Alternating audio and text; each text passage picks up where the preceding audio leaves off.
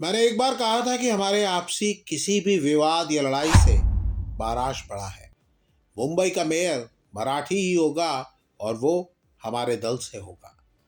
राज ठाकरे का ये ऐलान उस गुरूर को दिखाता है जिसके बाला साहेब ठाकरे के किसी भी वारिस में होने की उम्मीद की जाती है।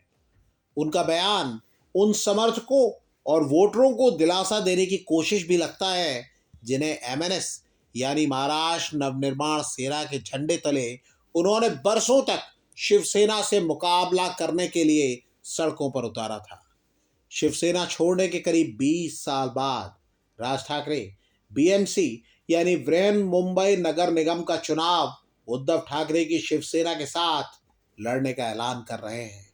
राज ठाकरे ने ऐसे समय में उद्धव ठाकरे की पार्टी का हाथ थामा है जब शिवसेना टूट चुकी है और महाराष्ट्र के पूर्व सीएम और मौजूदा डिप्टी सीएम एकनाथ शिंदे दावा करते हैं कि असली शिवसेना वही है जिसके वो मुखिया हैं।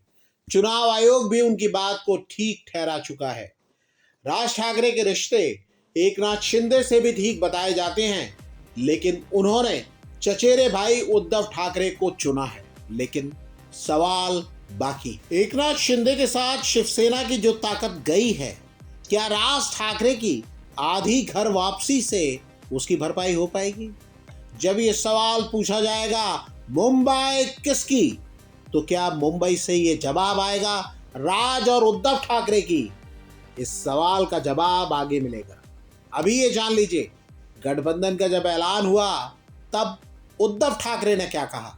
उद्धव ने कहा, मैं सभी से अनुरोध और अपील करता हूं कि पिछली विधानसभा चुनावों के दौरान बीजेपी ने बटेंगे तो कटेंगे जैसा दुष्प्रचार किया था। मैं मराठी लोगों से कहना चाहता हूं, अब अगर आपसे चूक हुई तो सब खत्म हो जाएगा।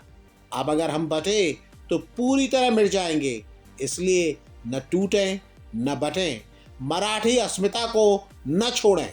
बुधवार 24 दिसंबर को गठबंधन के ऐलान के पहले दोनों भाई राज और उद्धव ठाकरे अपने परिवारों के साथ शिवाजी पार्क स्थित बाला साहेब ठाकरे के स्मारक पहुंचे, माथा टेका और आशीर्वाद लिया।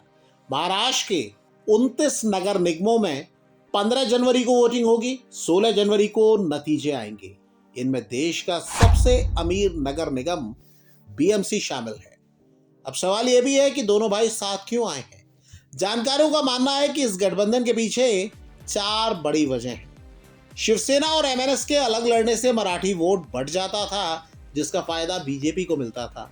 अब ये कोर वोट एक साथ आएगा। मुंबई में बीजेपी ने गुजराती और उत्तर भारतीय वोटों पर पकड़ बनाई है। ठाकरे भाइयों की एकजुटता मध्य मुंबई और मराठी बहुल इलाके में बीजेपी का गणित बिगाड़ सकती है।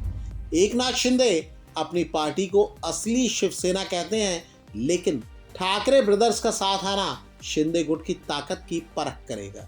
बीएमसी का बजट करीब 74,000 करोड़ रुपए है, जो देश के कई छोटे राज्यों के कुल बजट से भी ज्यादा है।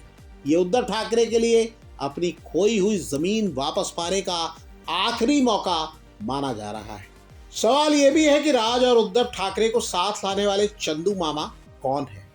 चंदू मामा यानी चंद्रकांत वैद्य राज ठाकरे की मां के भाई हैं और ठाकरे परिवार में उनका बेहद सम्मान है।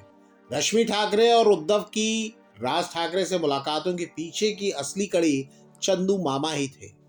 लाल कुर्ता पहने चंदू मामा जब बुधवार को प्रेस कॉन्फ्रेंस में मंच पर आए तो दोनों भाइयों ने उनका गर्मजोशी से स्वागत किया। चंदू मामा ने कहा, इतने सालों की हमारी कोशिशें आज रंग लाई हैं।